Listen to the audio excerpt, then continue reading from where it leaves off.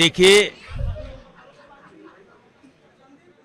18 जनवरी 2023 को मेरे ऊपर आरोप लगाया गया कि मैंने कुछ लोगों के साथ छेड़छाड़ की है। मुझे जब मौका मिला मीडिया के सामने तो मैंने कहा कि ये षड्यंत्र है, इसमें से एक भी आरोप अगर सत्य पाया जाएगा तब मैं स्वतः फांसी पर लटक जाऊंगा। और मैंने अपना स्टेटमेंट कभी बदला नहीं, तब से लेकर के आज तक मैं उसी स्टेटमेंट पर कायम रहा।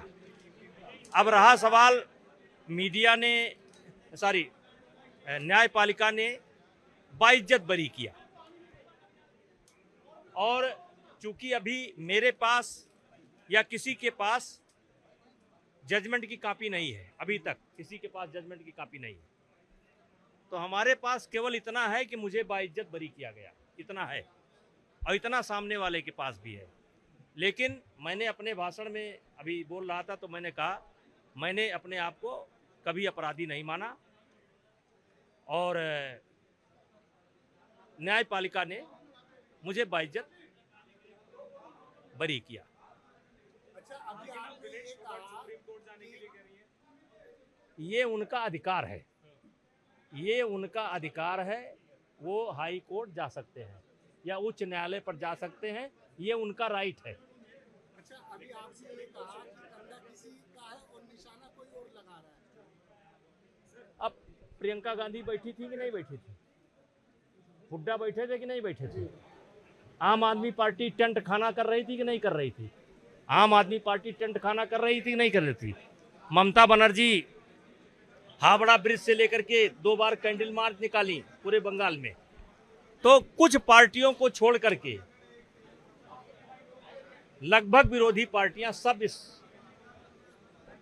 साजिश में शामिल थी, और आज उनको एक न्यायपालिका के द्वारा करारा तमाचा लगा है। ब्रजभूषण जी, लगातार सपा की तरफ से ये कहा जा रहा है अगर ब्रजभूषण जी हमारी पार्टी में ज्वाइन करते तो हम उन्हें उच्च पद की तरफ अग्रसर करेंगे। क्या इस अवसर पर यह सवाल नहीं बनता है।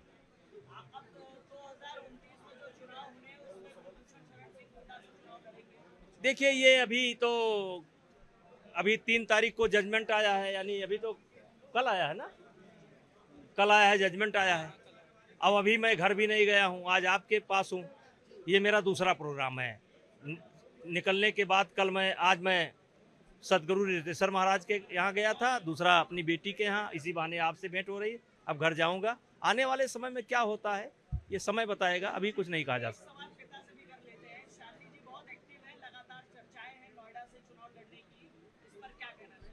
नहीं, ये चर्चा नहीं होनी चाहिए, ये चर्चा नहीं होनी चाहिए। लेकिन जंतर मंतर पर उनके साथ जो तमाम विपक्षी नेता उस समय मौजूद थे, अब तो केस आपका क्या बोलते हैं खत्म हो गया, अब आप उन लोगों को क्या कहना चाहेंगे? अब अपने अपने गिरबान में झांके क्या कहा जा सकता है? हमारे देश में तो फैशन हो गया, अन्य देश में तो कोई छूट ऐसी है नहीं, जिसको चाहो जितना पेट भर के गाली दो।